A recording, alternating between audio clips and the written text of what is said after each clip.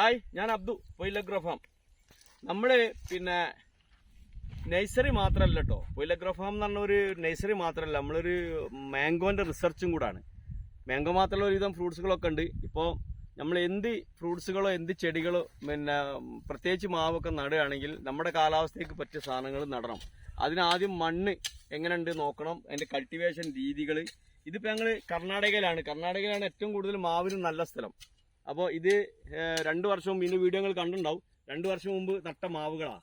ഈ വർഷവും കഴിഞ്ഞ വർഷവും ഇന്ന് ശരിക്കും നമ്മൾ മാങ്ങ പറിച്ചിട്ടുണ്ട്. ഇനി അതിന്റെ പ്രൂണിങ്, വളപ്രയോഗം കാര്യമായിട്ട് ചെയ്യേണ്ടത് മെഡിസിന്. ഇപ്പൊ മുതലമട നിങ്ങൾക്ക് അറിയാലോ, മുതലമട അമിതമായ വളപ്രയോഗം കീടനാശിനി ഉപയോഗിച്ചിട്ടാണ് ഇപ്പോൾ പരാജയപ്പെട്ടത്. ഞങ്ങൾ ഫുള്ള് ഓർഗാനിക് ആയിട്ട് ഈ മാത്രമേ ചെയ്യുന്നുള്ളൂ. ചാണകപ്പൊടി, ആട്ടുംകാട്ടം, പിന്നെ വേറെ സാധനങ്ങളൊന്നും ചെയ്യുന്നില്ല. ഇതിപ്പോ ട്രാക്ടർ വെച്ചിട്ട് ഫുള്ളായിട്ട് അടിച്ചതിന് ശേഷം തടം വെട്ടിട്ട് ഇതാണ്. ഇതിപ്പോ ഈ മാവ് കണ്ടത്, ഈ മാവ് ആപ്പിൾ റുമേനിയ എന്ന് പറഞ്ഞ വെറൈറ്റിയാണ്. ഇത് ഒരു മെച്ചറായ തൈ ഇവിടെ വന്നപ്പോൾ നമ്മൾ എന്ത് ചെയ്യണം വെച്ചാൽ ഇത് കട്ട് ചെയ്യണം.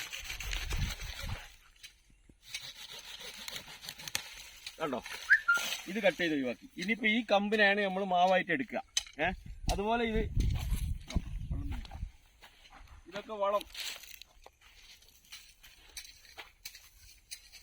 ചാണകപ്പൊടി, ആട്ടുംകാട്ടും, ടൂമിക്സ് ആണ് ഇത് ചെയ്ത്. ഇനി ഇത് കണ്ടോ, മാവ് തിങ്ങിക്കിടക്കുക. കഴിഞ്ഞ വർഷം പ്രൂൺ ചെയ്ത് തിങ്ങിക്കിടക്കാകുമ്പോൾ ചെയ്യേണ്ടത് ഇതിനുള്ളിലേക്ക് സൂര്യപ്രകാശം അടിക്കണം. അപ്പോൾ എന്നാൽ മാത്രമേ ഇത് ഫ്ലവറിങ് ആവുള്ളൂ ഉള്ളിലേക്ക്. അപ്പോൾ ഉള്ളിലുള്ള കമ്പുകളൊക്കെ വെട്ടി ഒഴിവാക്കുക, ഒന്നും നോക്കരുത്. പിന്നെ ഈ സൈഡിലുള്ള ഇത് കണ്ടോ, ഇവിടെ നിന്ന് ഇങ്ങോട്ട് 1 ഇഞ്ച് 2 ഇഞ്ച് വിട്ടിട്ട് അത് കട്ട് ചെയ്യുക.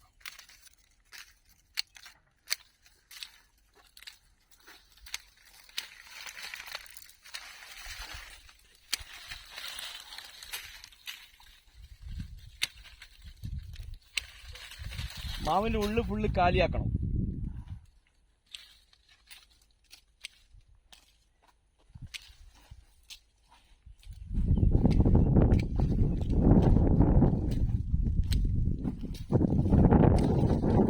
ഈ വീഡിയോ എടുക്കാൻ മാത്രം ചെയ്യാണ്.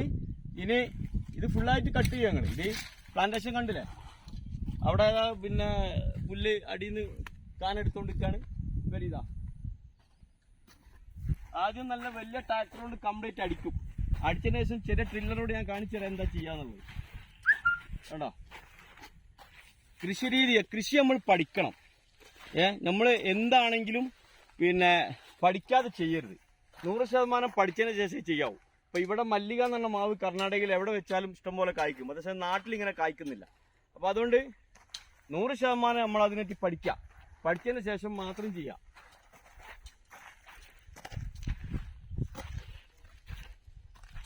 ഇത് 9.5 ഏക്കർ സ്ഥലമാണ്. ഇതില് ഈ ഏരിയ ഞങ്ങൾ പുതിയ പ്ലാന്റേഷനാണ്. ഞങ്ങൾ ഒരു റിസർച്ച് ചെയ്യുന്ന ഒരു പ്ലാന്റേഷനാണിത്. മല്ലിക, ഒരുപാട് വെറൈറ്റി മാവുകൾ ഇതിലുണ്ട്.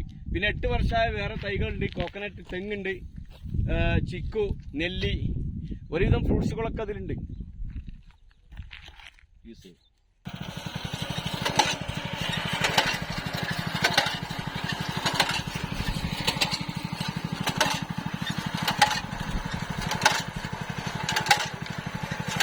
नजदीक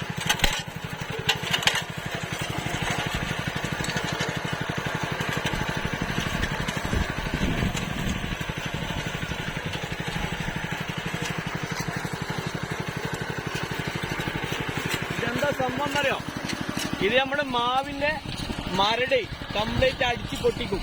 അതായത് വേര് പൊട്ടിക്കും. പിന്നെ പുതിയ വേര് വരും. കന്നിവേര് വരുമ്പോൾ ആ വേരാണ് വളം വലിക്കുക. അപ്പോൾ നിർബന്ധമായിട്ട് ഈ പണി എടുക്കണം. ഇത് എടുത്തിട്ടാണ് നമ്മൾ തടം തുറക്കുക. അത് കംപ്ലീറ്റ് അടിച്ചിട്ട് പൊട്ടിച്ചാളും മുകൾ ഭാഗത്തുള്ള കംപ്ലീറ്റ് വേരുകൾ, വളം വലിക്കുന്ന വേരുകൾ, എന്നിട്ടാണ് വളം ചെയ്യുക. ഇത് കണ്ടോ, ഇങ്ങനത്തെ കുറെ കാര്യങ്ങൾ നമ്മൾ ചെയ്യണം. എന്നാൽ മാത്രമേ നമുക്ക് മാങ്ങ ഉണ്ടാവുള്ളൂ, അതിന് ഈൽഡിങ് ഉണ്ടാവുള്ളൂ. പ്രൂണിങ്, ബാക്കിയുള്ള കാര്യങ്ങളൊക്കെ കറക്റ്റ് ചെയ്യണം.